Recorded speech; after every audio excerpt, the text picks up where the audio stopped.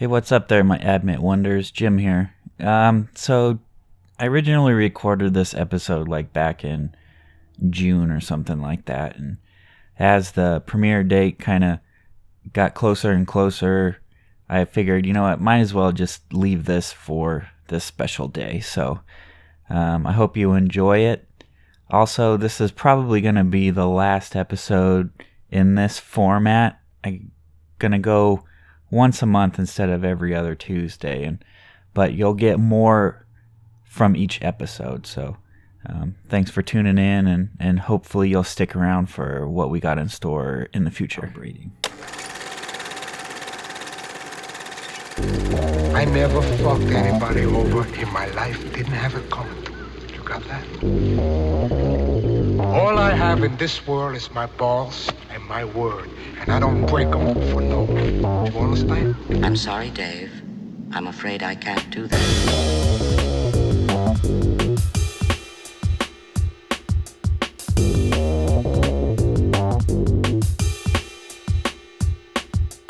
I work for Kaiser Soze.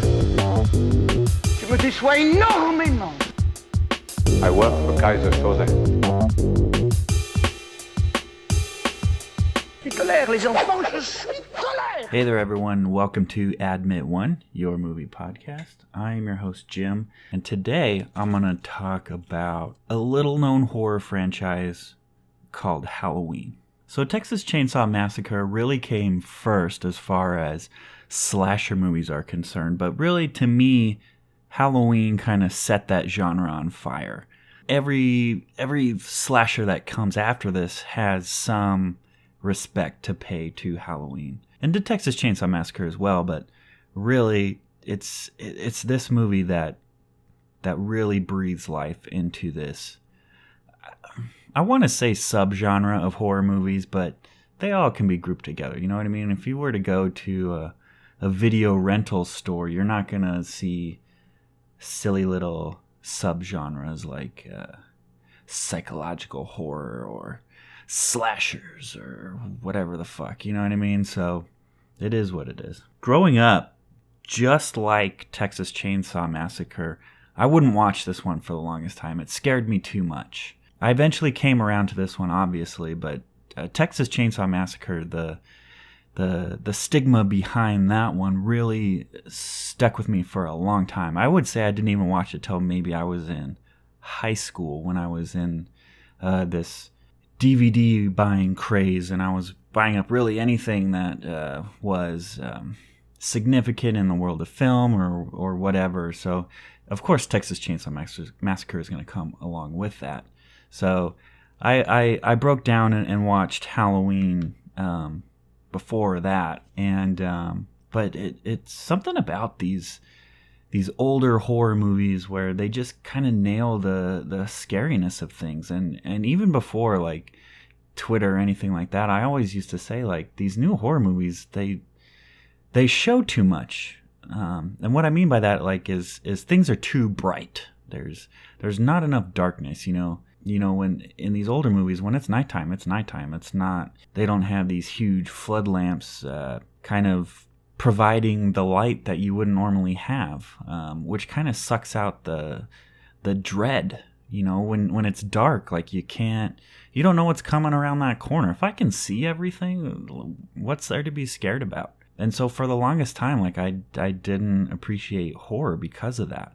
You know, we are now in this kind of reemergence, I guess, of these top-notch horror movies where they're kind of tapping into that consciousness again. So I'm kind of coming back around, which is good. And with that, like, you know, with that nighttime thing, like at the very beginning when they go to the psychiatric hospital to go find Michael or whatever, and everything's really only illuminated by the headlights of the car, and it's raining, and that makes it even more, it makes things less visible, so it even adds to that scariness of it.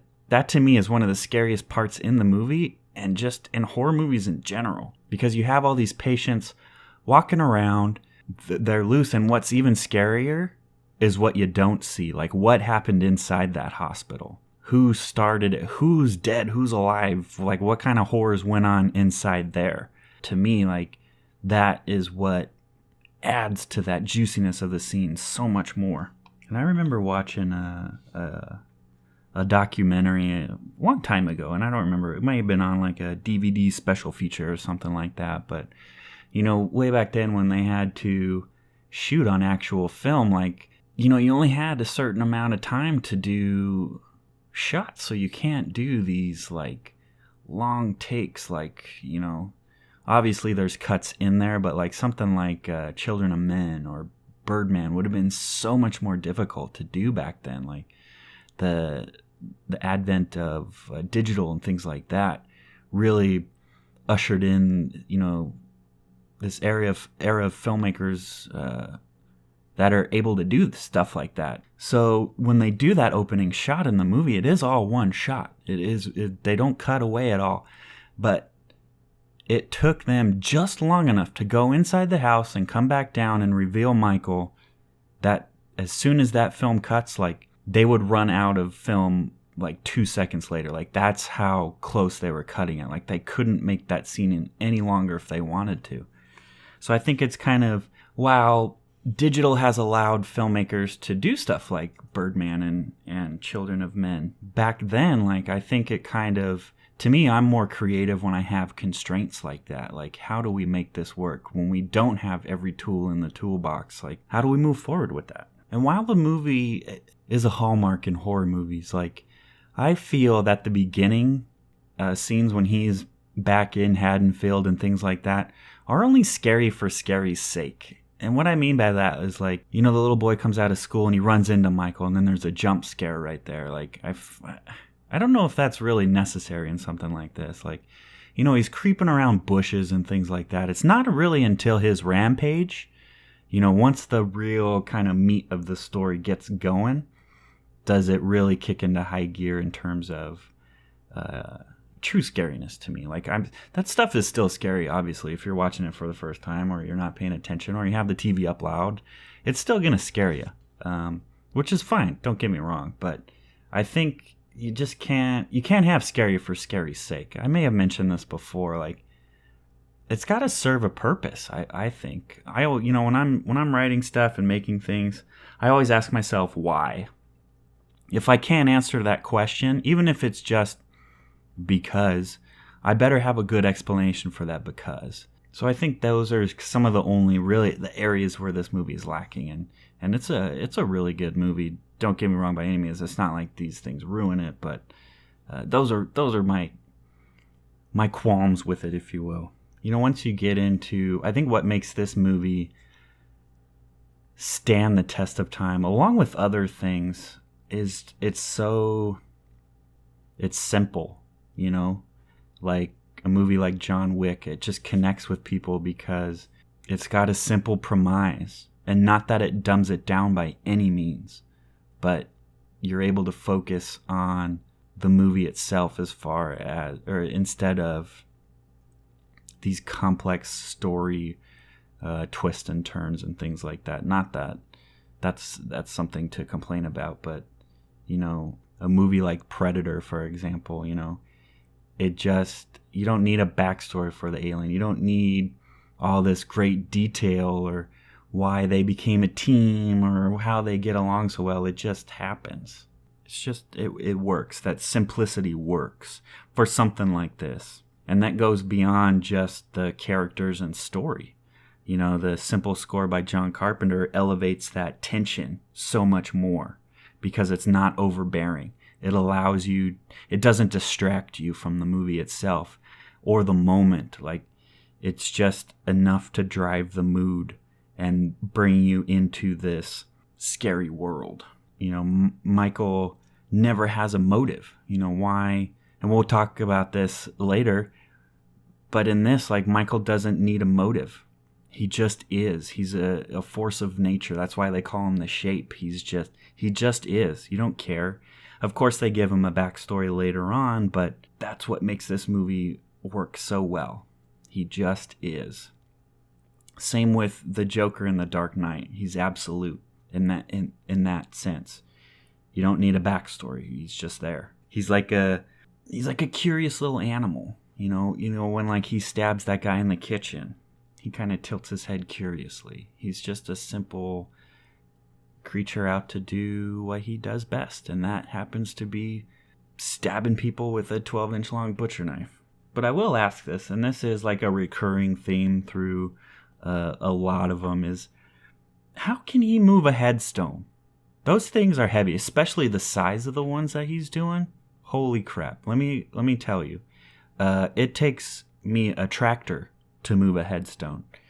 Those things are heavy, especially those big monument ones. Whew. What kind of demon is possessing this guy?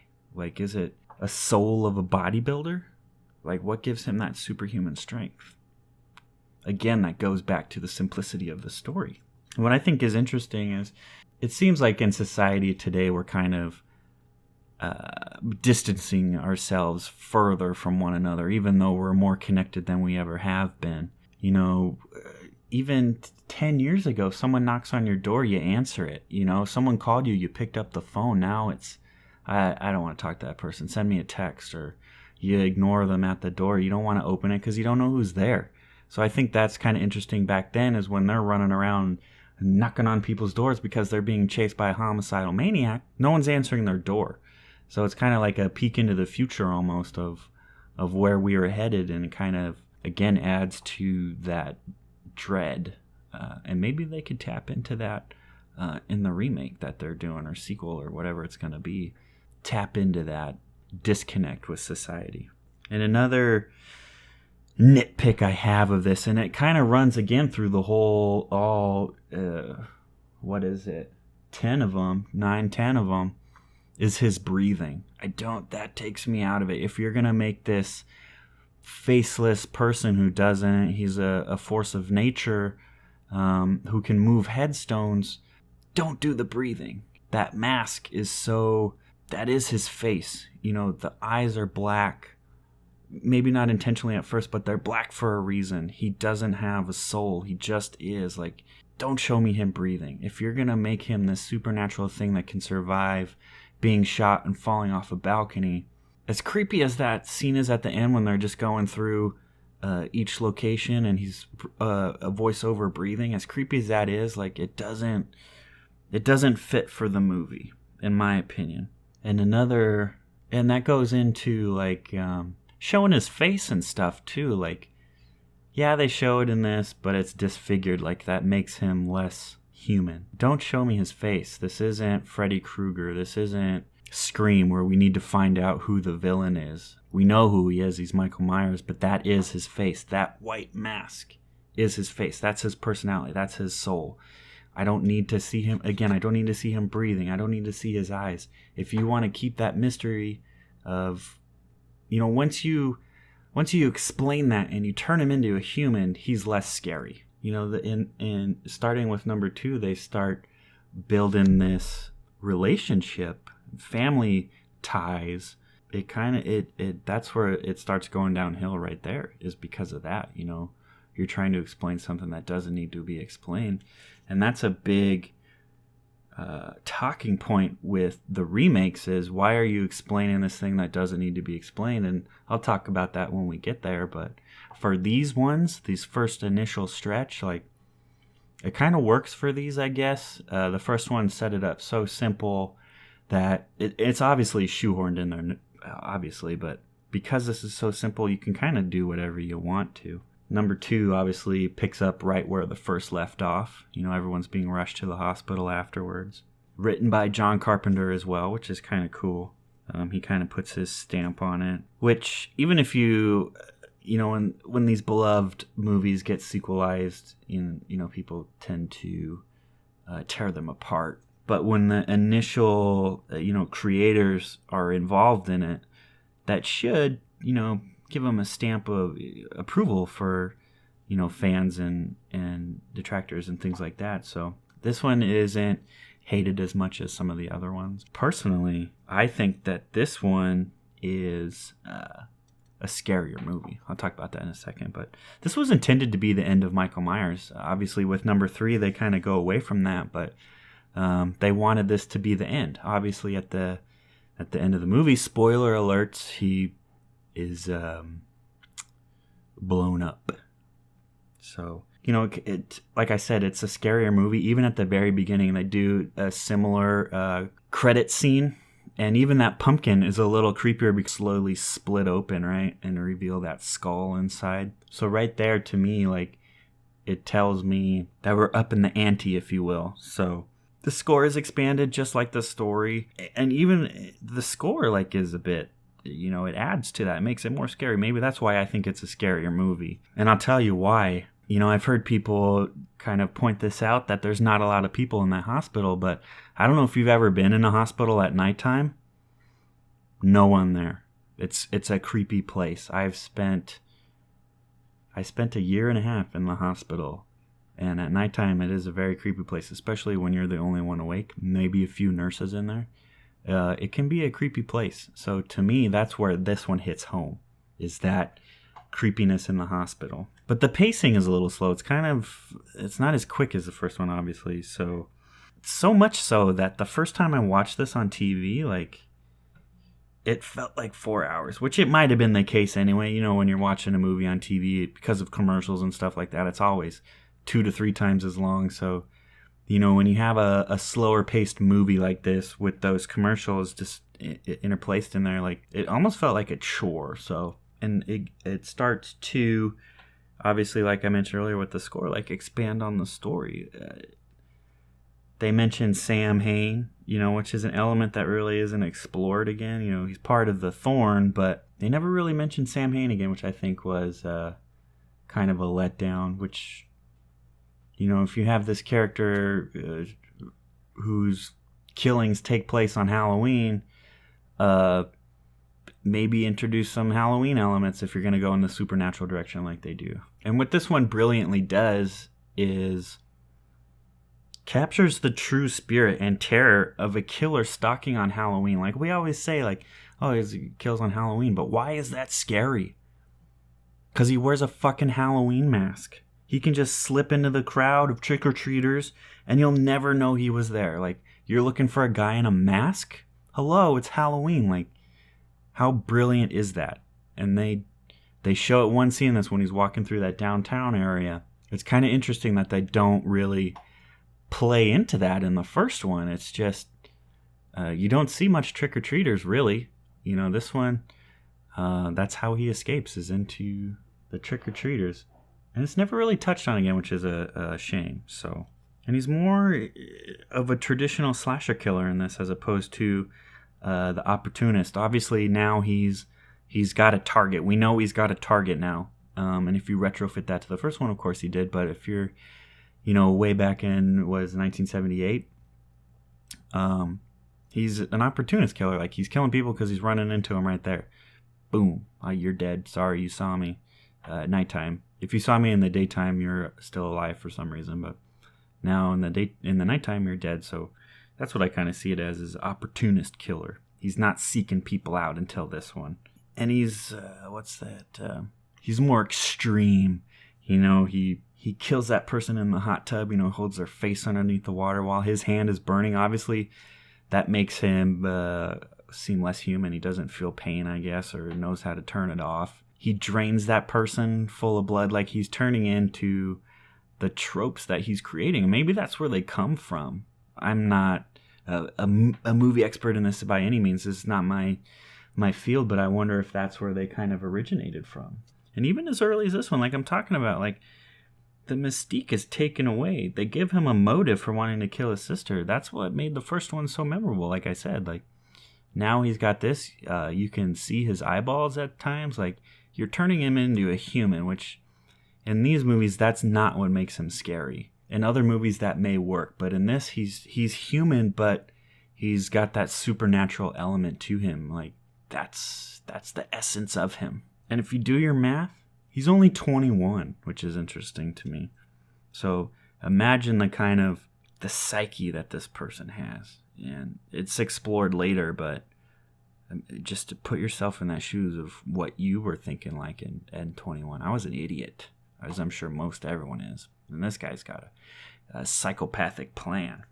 And these movies are perfect evidence of why zombies shouldn't run. I hate fast zombies. That's the fast zombie, someone chasing you like that can be scary on its own, but the real scary is when something slow is coming at you and you can't do the same things you can't do when it's coming at you fast. Like, how much more frightening is that when you can't get the door unlocked or it's jammed or whatever the fuck, the car won't start and something's slowly approaching? Like, that is that fucking dread just walking towards you. Like, how scary is that? And Jamie Lee Curtis is a fucking crack shot in this. Like, blasts him in the eyes twice. 2 shots. Like, that's all it takes until he's blown to smithereens. So I want to know where she learned to shoot like that. And again, of course, because it was intended to be the end of Michael Myers, Halloween 3 doesn't feature Michael Myers at all.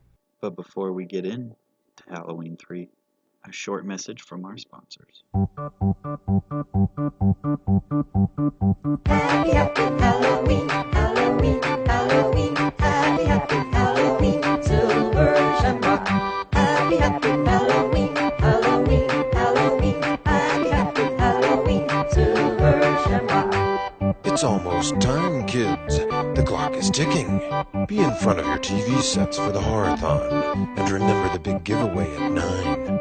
Don't miss it. And don't forget to wear your masks. The clock is ticking. It's almost time. Happy, happy Halloween, Halloween, Halloween. Happy, happy Halloween, Silver Shamrock. Happy, happy Halloween, Halloween, Halloween. Happy, happy Halloween, Silver Shamrock.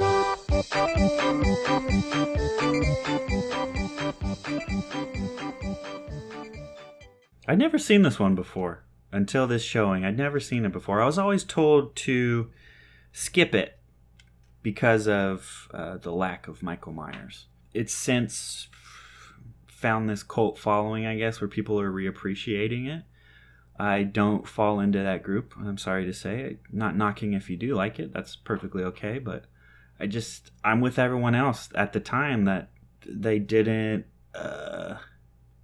appreciate that Michael Myers wasn't in it. Which is kind of funny because why does Halloween 3 have that reassessment, but Friday the 13th Part 5 doesn't? That's kind of interesting to me.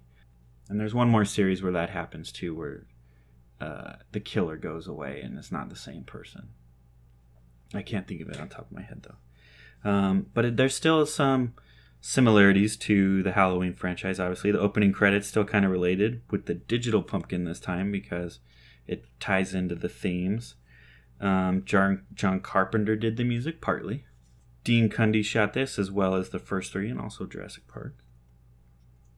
Halloween, the actual movie, makes an appearance on the TV in the bar, so it's kind of like a meta sequel where the first one is treated, and I would assume the second one like a fictional work.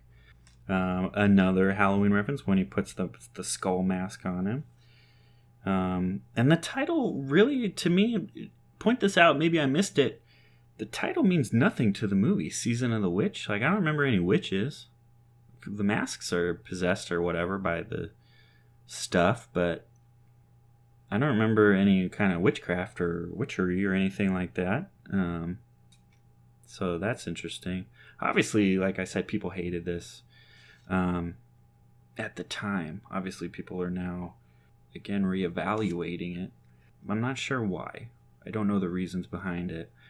Maybe because it's very vintage 80s, and that's kind of making a comeback.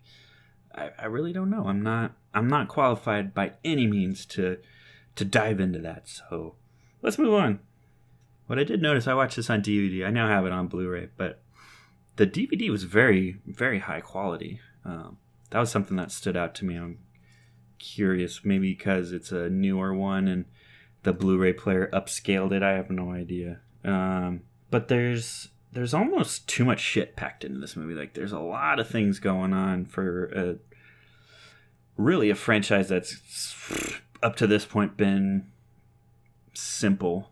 You know, we dive into this kind of convoluted shit later on, but you know, an hour into this, I really didn't have a clear idea what was going on.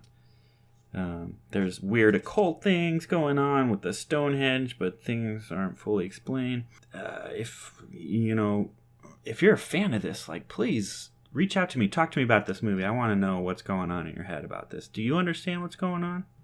I dig the tone and look of this movie. It's a shame that the movie itself couldn't live up to it, to be honest with you.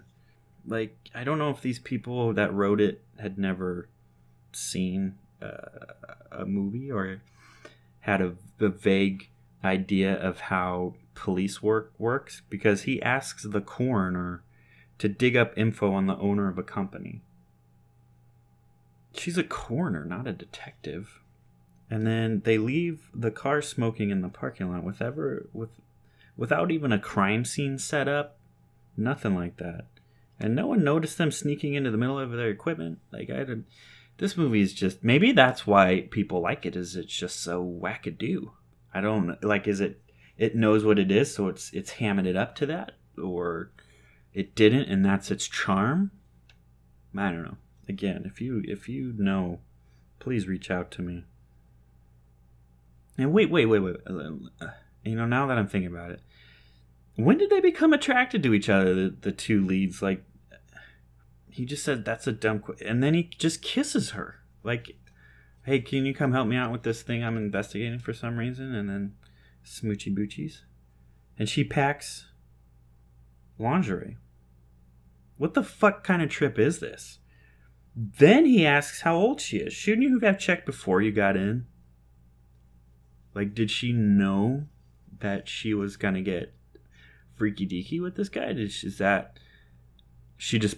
she a planner? She wants to be prepared for all situations? I really don't know.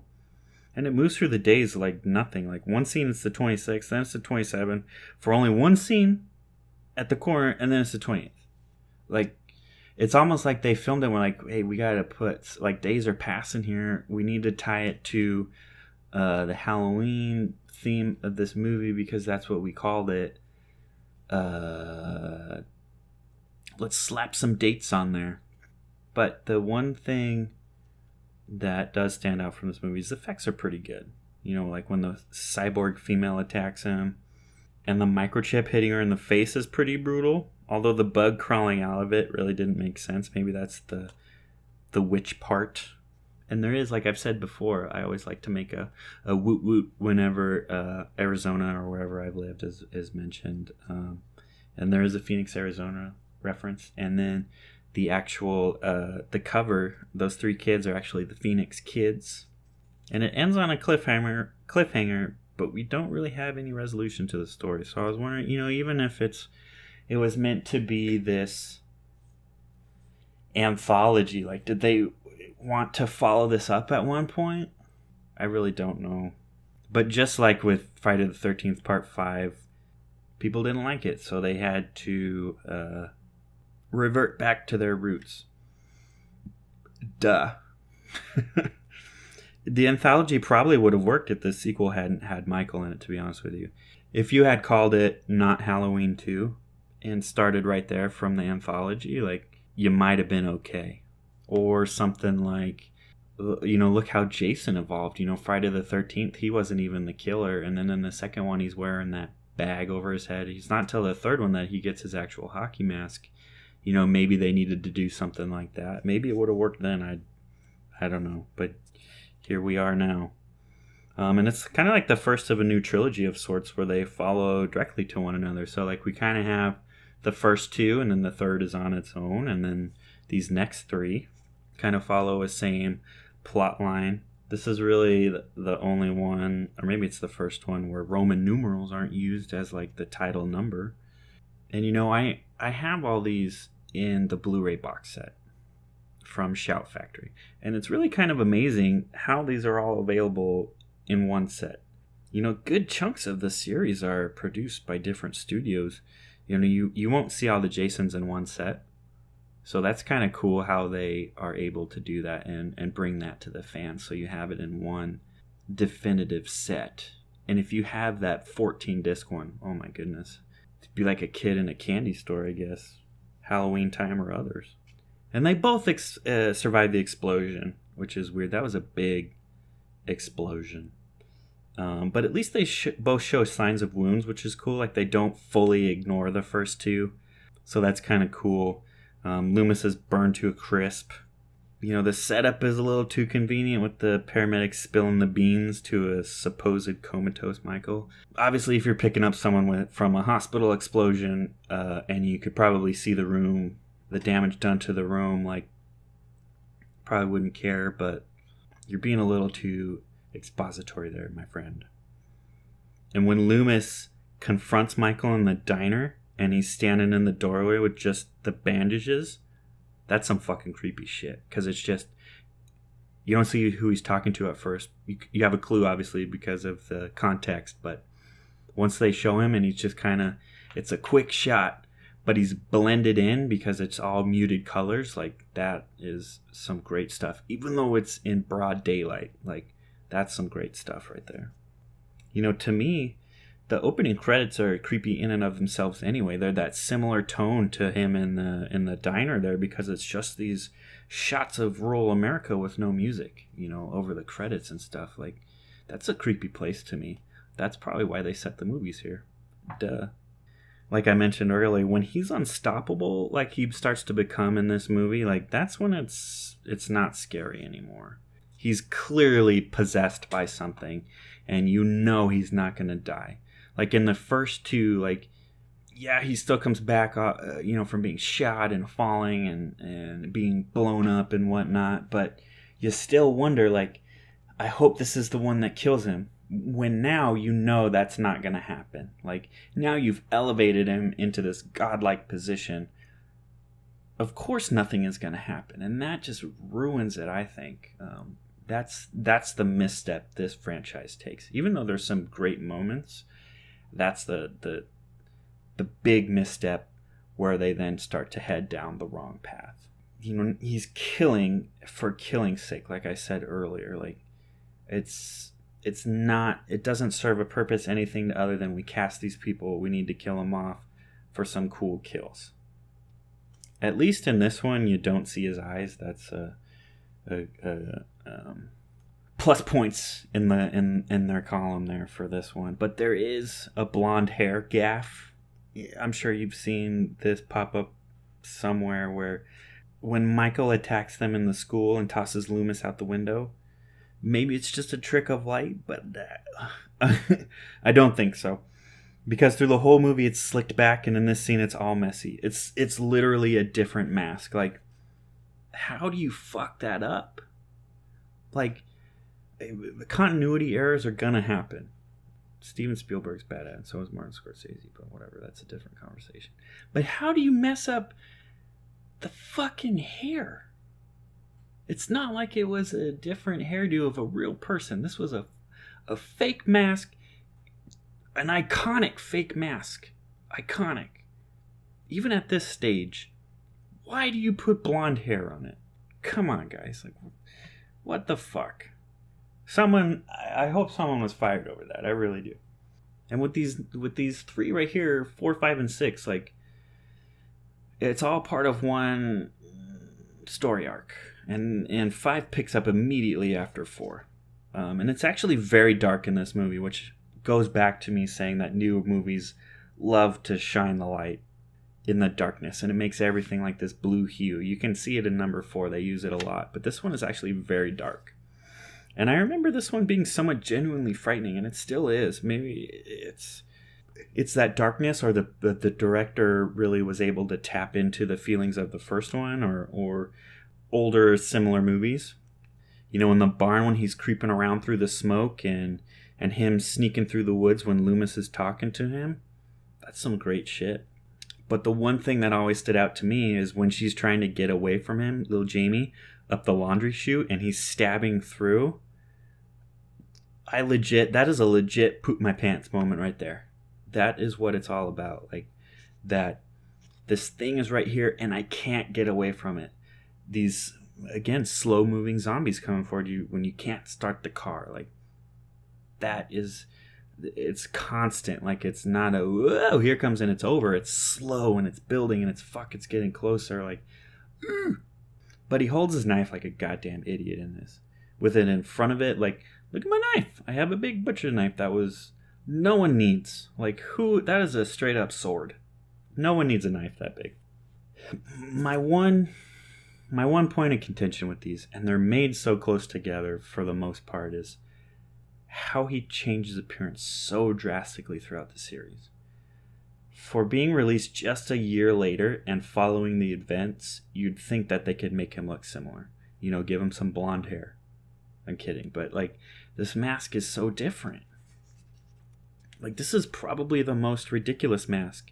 It's got that weird long neck and that weird slicked back mobster hair. Like, I don't know. I wonder if, and I don't think it changed like this, but I wonder if the mask changes are because of the studio change. Like, is it copyrighted or trademarked or whatever the fuck you would have to do for a mask? I don't know.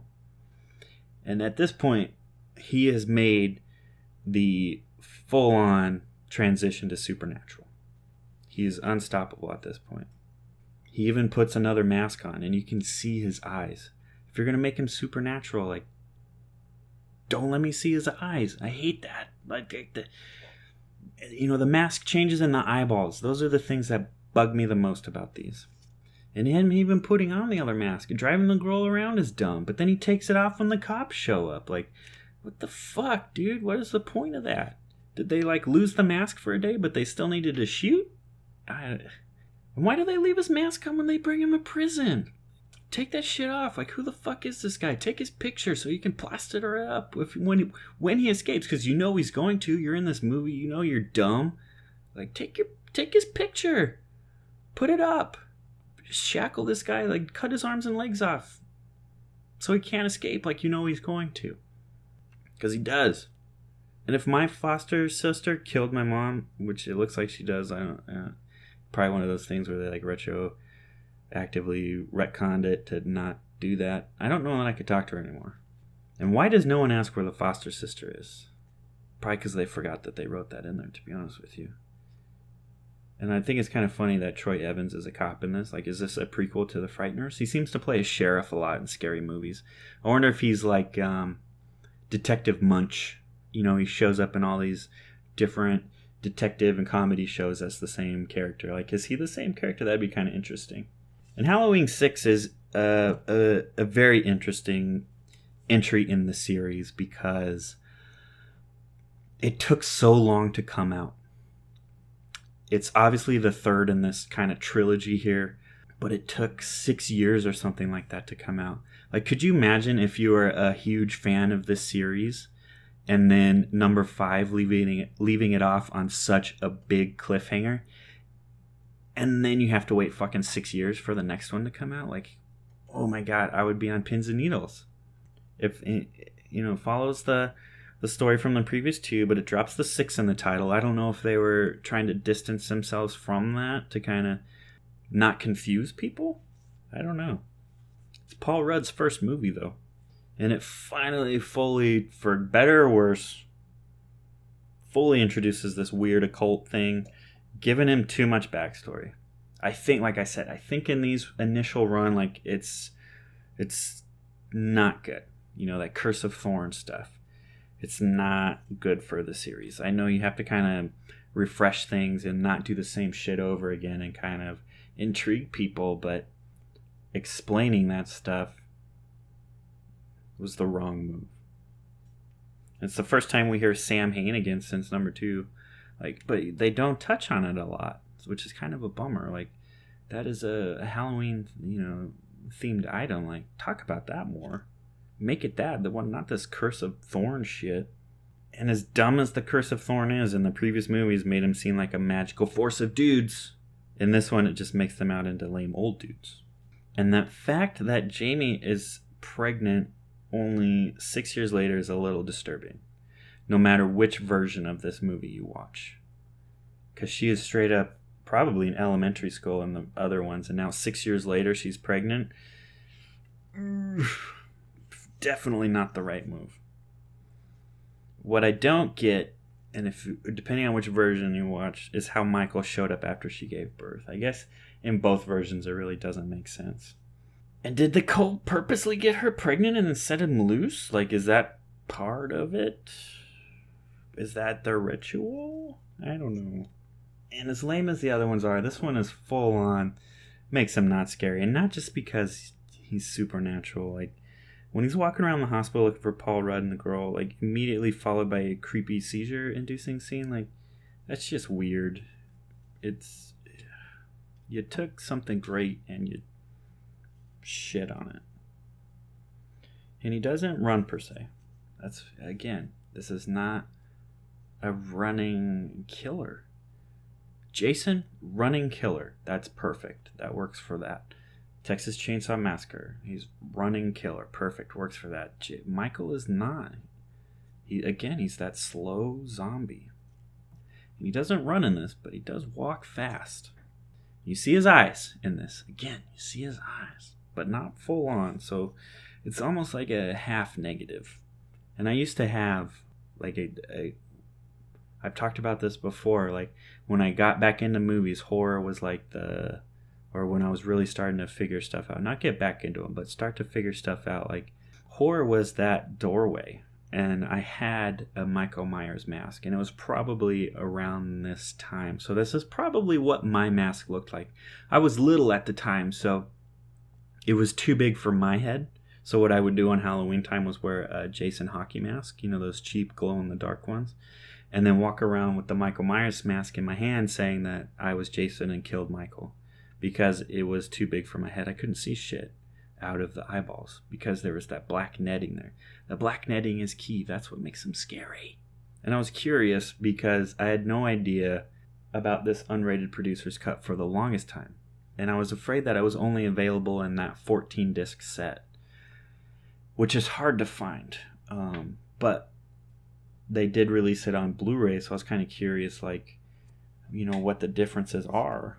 And I want, for things like this, where there's two radically different cuts, you know, something like Army of Darkness, or maybe even Lawnmower Man, where there's a extended director's cut that was maybe taken away from them or something. Like, I want two TVs to put next to each other so I can watch them side by side.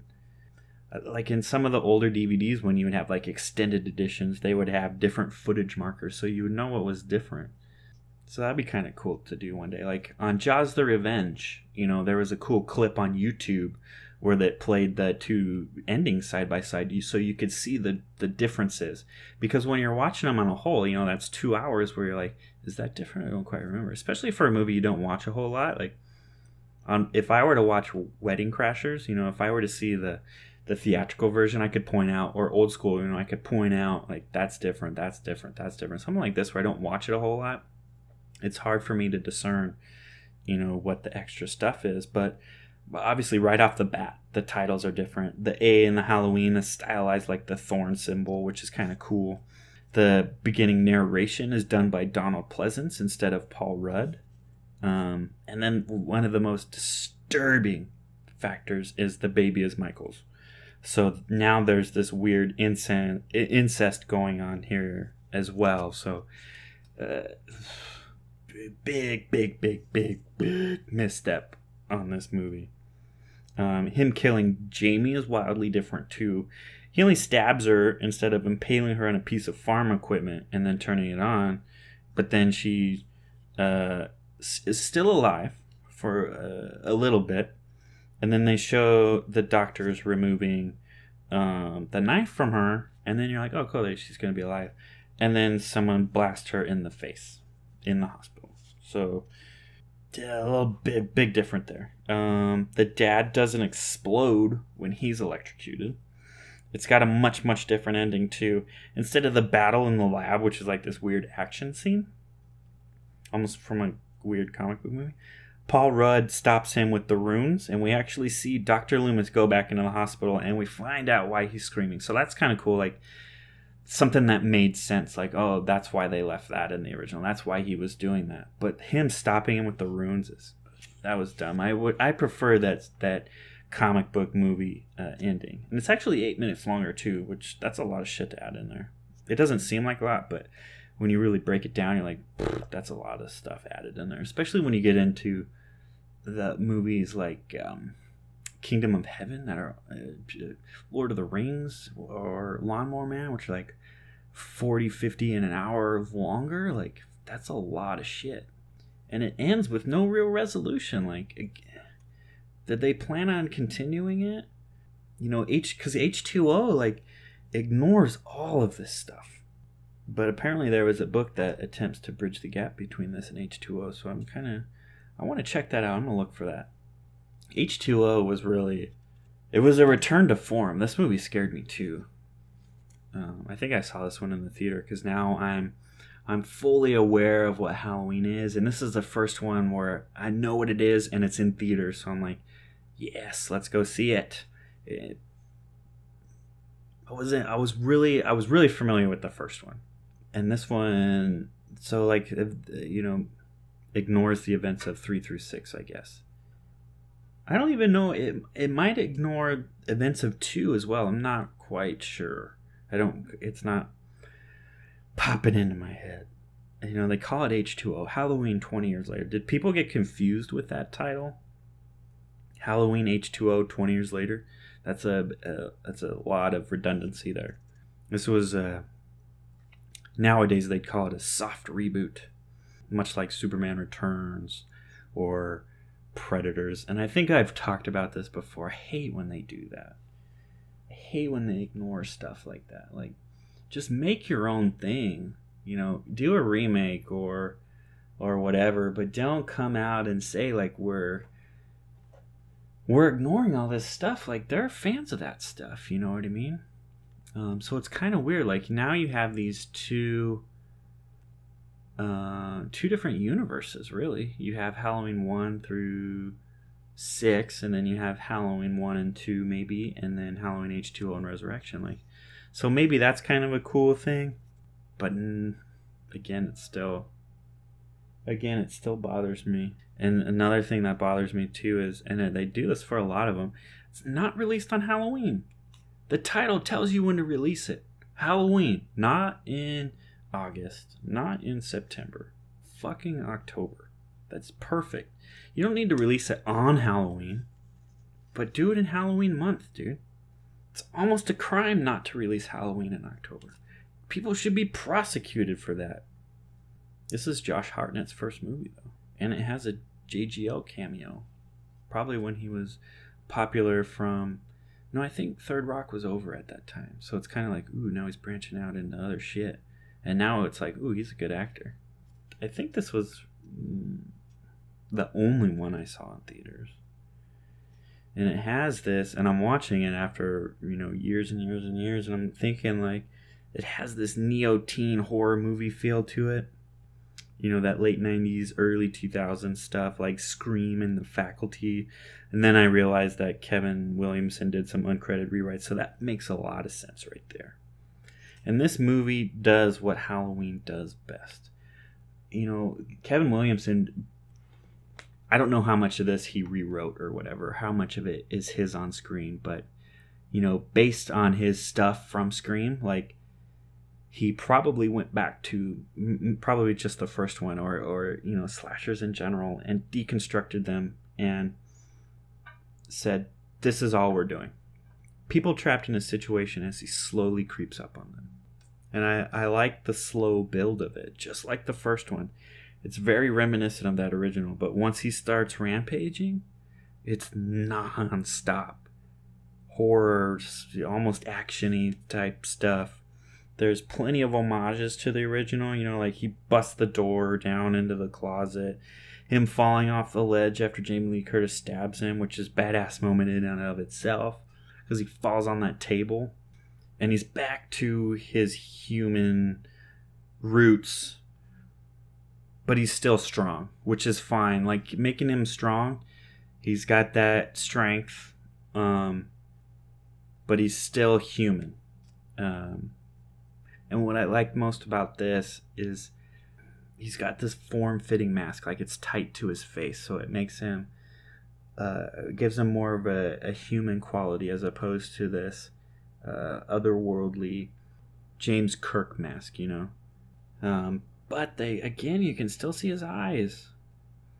But at least he's not breathing or making noise and stuff like that, which totally takes me out of it. And I like how he's making sure the mask is still there. That's a nice touch. And I love LL Cool J. I wish he was in more shit. You know, Deep Blue Sea, that one movie with Val Kilmer where they're on the island and they're trying to investigate. I think Christian Slater's in that too. That's a cool movie too. I like LL. LL's cool. And thank God he doesn't die though. I would be so mad if he died. And I love that she wants to finish the job. I hate when they're just like, okay, that's it. I know he's done.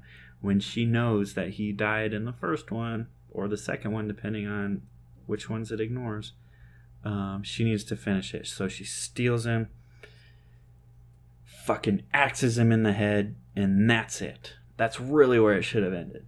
But of course, this movie probably made a ton of cash. So they're like, let's make another one. And everyone's like, fuck.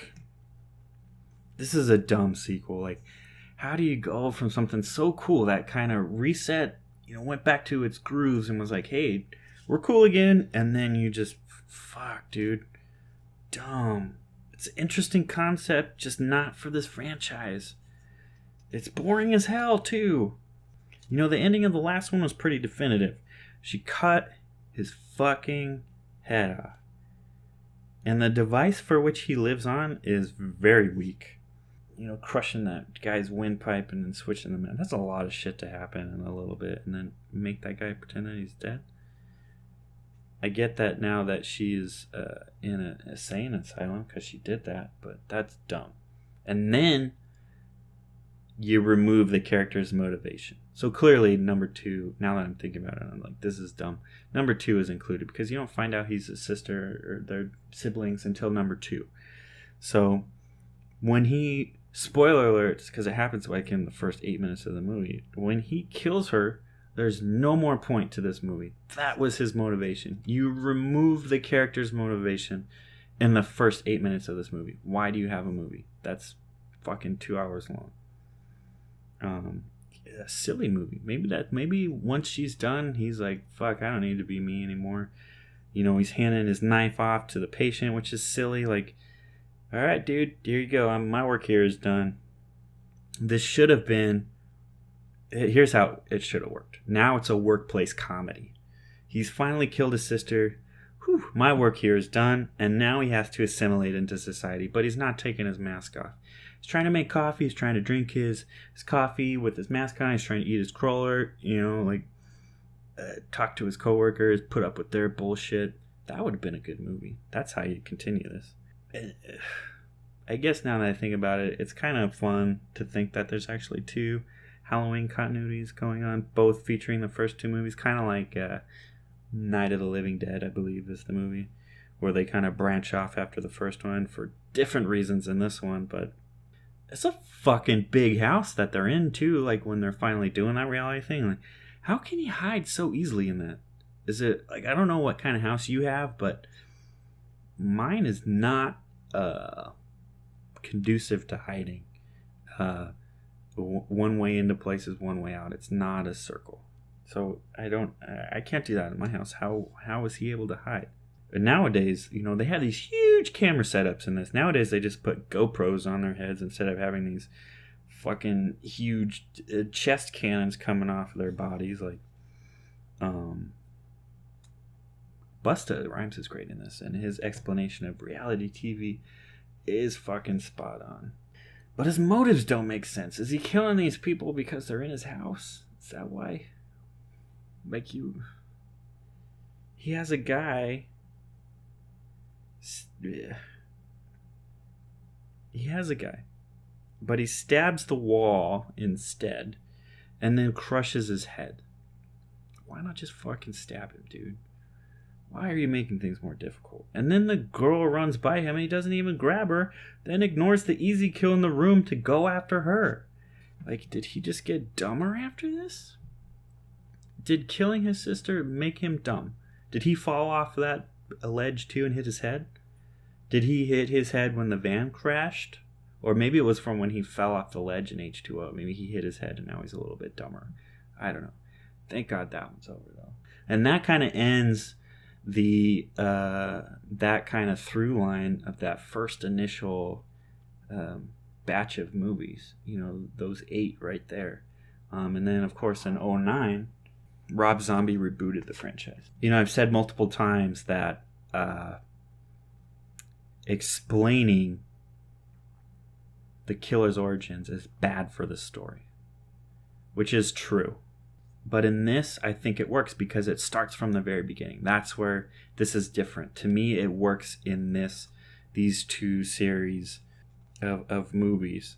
They're trying to decipher this character. He's a different character. He's not the one from the first one. You kind of have to separate it in your mind. Like it's not the same person.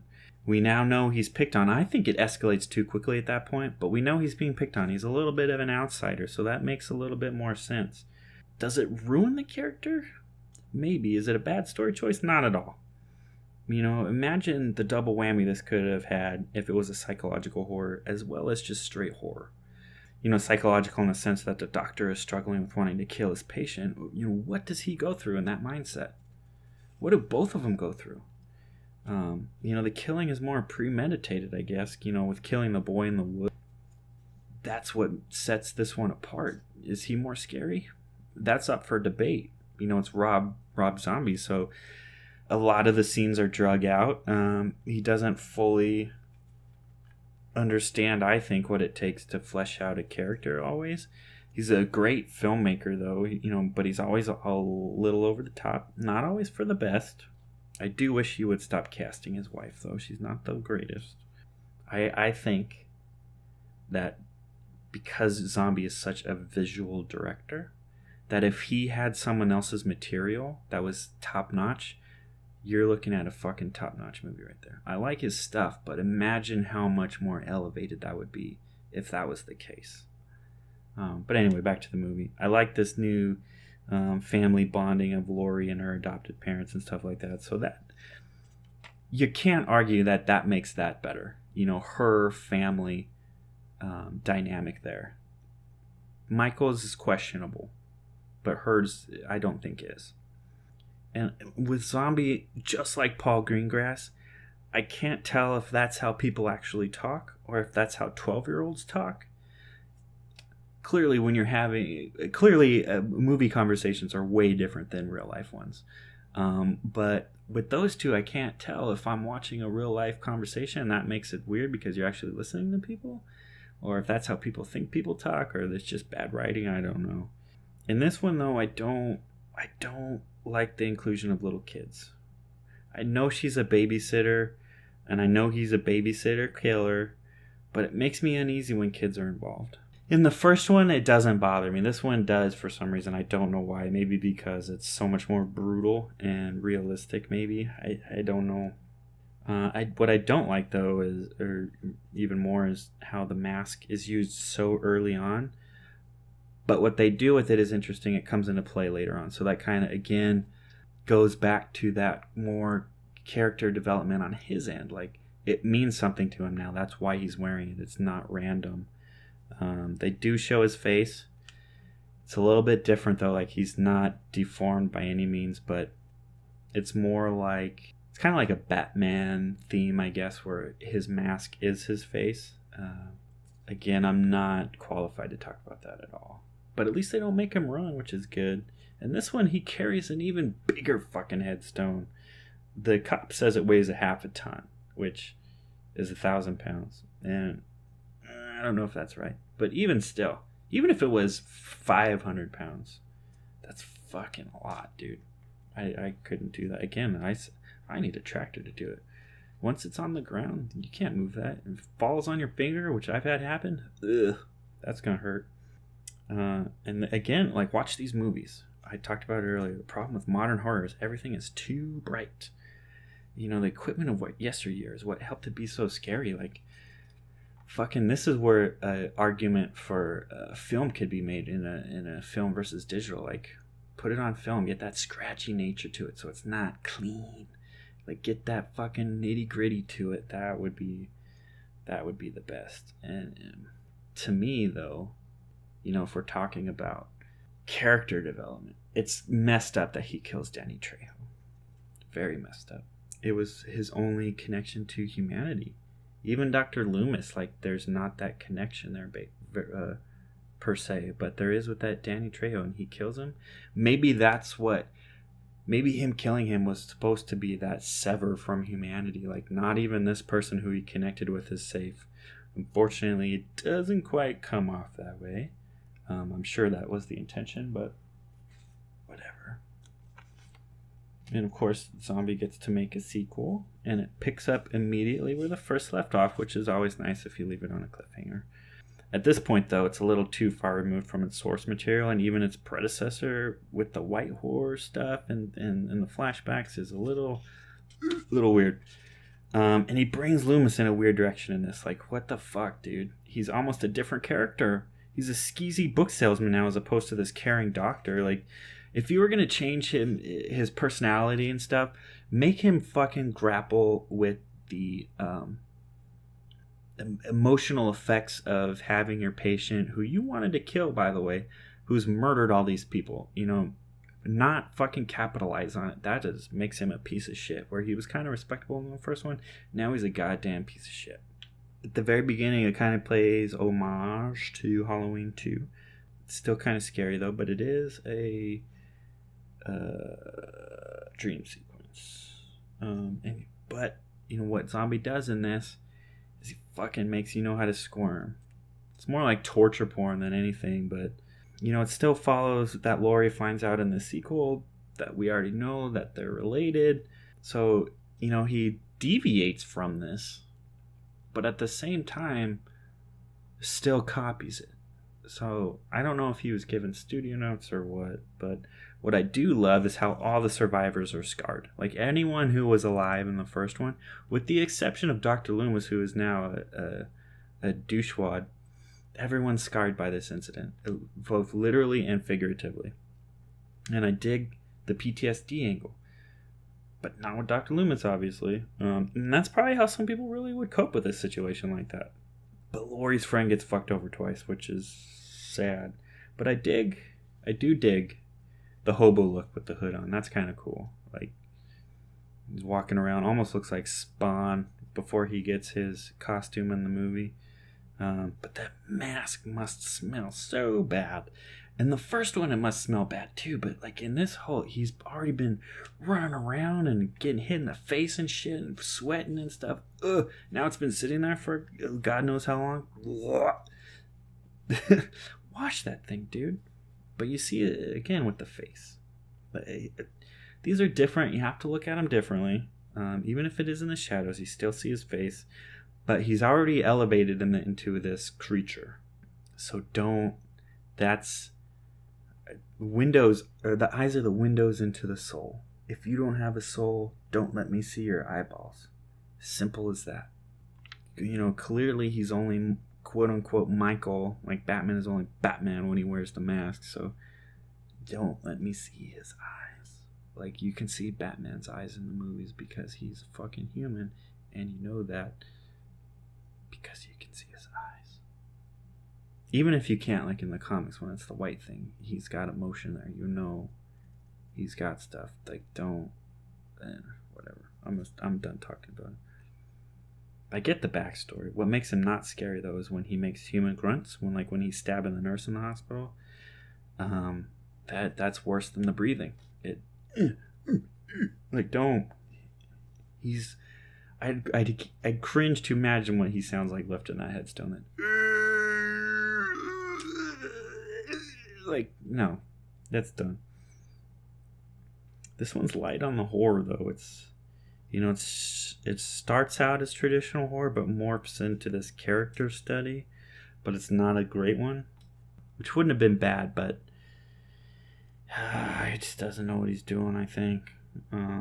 It's more like an action or a thriller movie, especially when Michael takes her out to the shack and that whole standoff. Like, I don't know. What would have been cool? You know what would have been cool?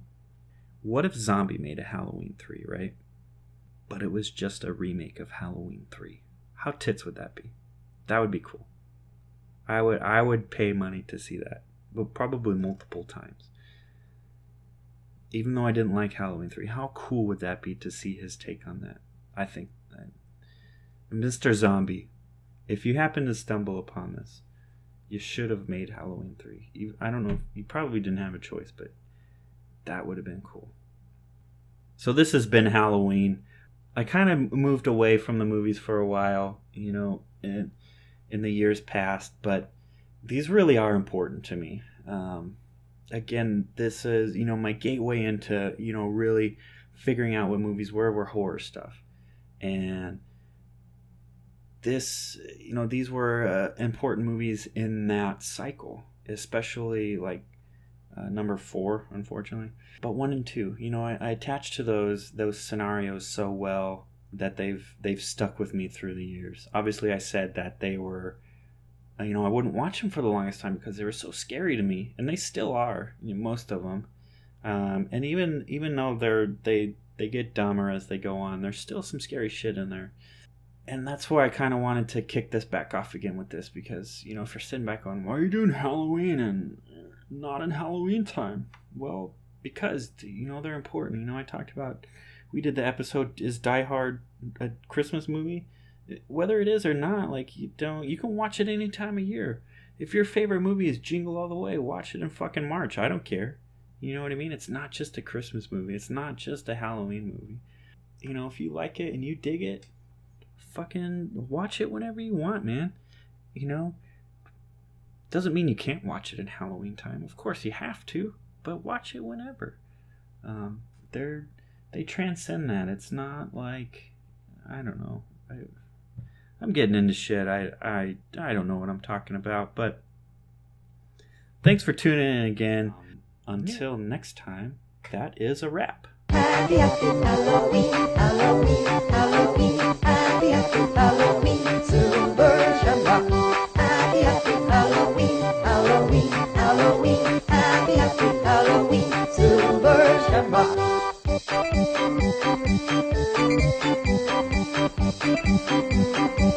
Thank you.